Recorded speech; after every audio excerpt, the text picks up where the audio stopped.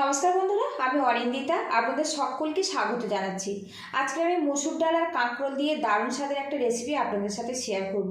এই রেসিপিটা বানিয়ে আপনারা কিন্তু ভাত, রুটি, পরোটা সবেতে খেতে পারেন। খেতে কিন্তু অসাধারণ হয়। এখানে দেখুন, ছোটো বাটির হাফ বাটি পরিমাণে মসুর ডাল নিয়েছি আর দুটো নিয়েছি কাঁকরোল। এগুলো কিন্তু আপনারা কম বেশি করে নিতে পারেন। এখানে একটা বোল নিয়েছি, বোলের মধ্যে ডালটা আমি ঢেলে দেব। ডালের মধ্যে আমি জল দিয়ে দেব। এই ডালটা আমি 5 থেকে 6 বার ভালো করে ধুয়ে নেব। কড়াটা হালকাভাবে গরম করে নিয়েছি। এবার এর মধ্যে 1 বাটি পরিমাণে জল দিয়ে দিলাম। আর বন্ধুরা, এখানে যতটা ডাল নেবেন তার ডবল পরিমাণে জলটা দিতে হবে। জলটা ফুটতে শুরু করেছে, এর মধ্যে ডালগুলো দিয়ে দেব। স্বাদ মতো লবণ দিয়ে দেব।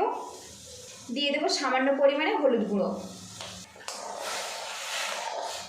এখানে ডালটা কিন্তু মাখা মাখা করে সিদ্ধ করতে হবে, সেই জন্য জলের পরিমাণটা কিন্তু পারফেক্ট দিতে হবে। একটা পাত্র দিয়ে ঢেকে রাখবো। গ্যাস রেটটা একদম মিডিয়ামে রেখে ডালটা সিদ্ধ করে নেব। কাঁকরোল দুটো এবার আমি কেটে নেব। আর বন্ধুরা, অনেকে কাঁকরোল খেতে একটুও পছন্দ করেন না। আজকের আমি মসুর ডাল দিয়ে যেভাবে বানাচ্ছি, একবার এইভাবে বানিয়ে দেখতে পারেন। এটা কিন্তু খেতে ভীষণ ভালো লাগে। দুটো ভাগে ভাগ করে কেটে নিয়েছি। এবার এইরকম লম্বা লম্বা ফালি করে কেটে নেব। তো বন্ধুরা দেখুন, কাঁকরোলটা আমি এইভাবে কেটে নিয়েছি। আর এর মধ্যে যে দানাগুলো থাকে, যদি শক্ত থাকে সেগুলো বাদ দিয়ে দেবেন। দানাটা গালে পড়লে মচমচ করবে, খেতে ভালো লাগবে না। দানাগুলো আমি বাদ দিচ্ছি। এবার এগুলো আমি জলের মধ্যে দিয়ে দেব। এইভাবে কাঁকরোলগুলো আমি কেটে নেব। আর বন্ধুরা, রেসিপিটা যদি ভালো লাগে তো একটা লাইক দিয়ে দেবেন। আপনাদের একটা লাইক পরবর্তী নতুন ভিডিও বানাতে কিন্তু অনেকটাই উৎসাহ দেয়।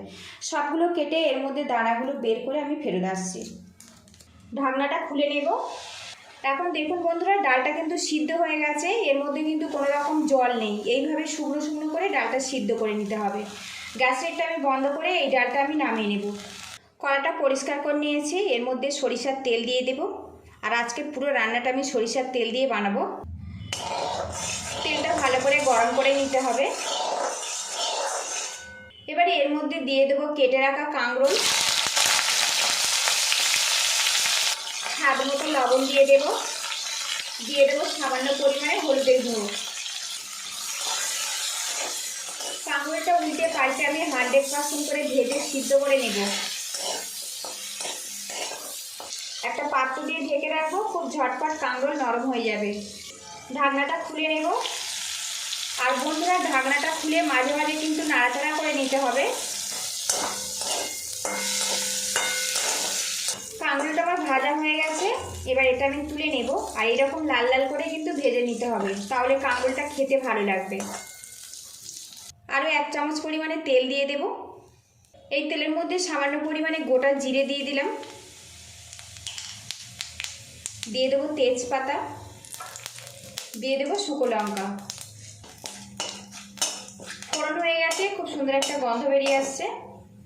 এবার এর মধ্যে দিয়ে দেব পেঁয়াজ কুচি। একটা ছোট সাইজের পেঁয়াজ আমি ব্যবহার করেছি। পেঁয়াজটা আমি ভাজা করে নেব।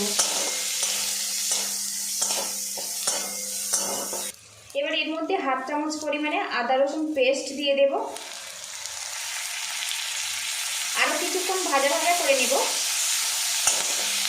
এবারে এর মধ্যে দিয়ে দেব টমেটো কুচি। আরও কিছুক্ষণ নাড়াচাড়া করে নেব। স্বাদ মতো লবণ দিয়ে দেব। টমেটো বেশ কিছুক্ষণ নাড়াচাড়া করে নিয়েছি। আর বেশ কিন্তু নরম হয়ে গেছে। সামান্য পরিমাণে জল দিয়ে দেব। দিয়ে দেব পরিমাণ মতো জিরের গুঁড়ো, পরিমাণ মতো ধনের গুঁড়ো, স্বাদ মতো লঙ্কার গুঁড়ো, পরিমাণ মতো হলুদের গুঁড়ো। দিয়ে দেবো সামান্য পরিমাণে রেড চিলি পাউডার। কালারটা ভালো আসবে। আর বন্ধুরা, এটা একদমই অপশনাল, আপনারা চাইলে দিতেও পারেন, আবার নাও দিতে পারেন। একটু নাড়াচাড়া করে নেব। মশলাটা বেশ কিছুক্ষণ কষিয়ে নিয়েছি। এবার এর মধ্যে দিয়ে দেবো ভেজে রাখা কাঁকরোল। মশলার সাথে একটু কষিয়ে নেব।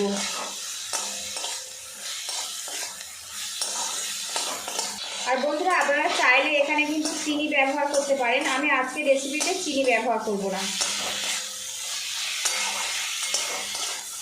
কাঁকরোলটা মশলার সাথে বেশ কিছুক্ষণ কষিয়ে নিয়েছি, তেলটাও বেশ আলাদা হয়ে গেছে। এবারে এর মধ্যে দিয়ে দেবো সিদ্ধ করা ডাল, একটু নাড়াচাড়া করে নেব।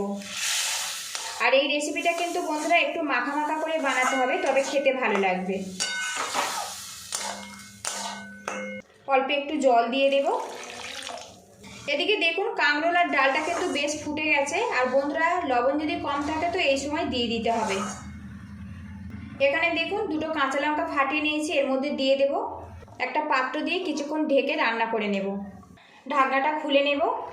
কাঁকরোল দিয়ে মুসুর ডালের রেসিপিটা কিন্তু বন্ধুরা পুরোপুরি হয়ে গেছে। এখন এইরকম ঘনত্ব মনে হচ্ছে, ঠান্ডা হলে কিন্তু আরও ঘন হয়ে যাবে। এই রেসিপিটা কিন্তু আপনারা গরম ভাতের সাথেও খেতে পারেন, রুটি পরোটা দিয়ে খেতে পারেন। আজকের রেসিপিটা যদি ভালো লাগে প্লিজ বন্ধুরা লাইক শেয়ার সাবস্ক্রাইব করে আমাকে একটু সাপোর্ট করবেন।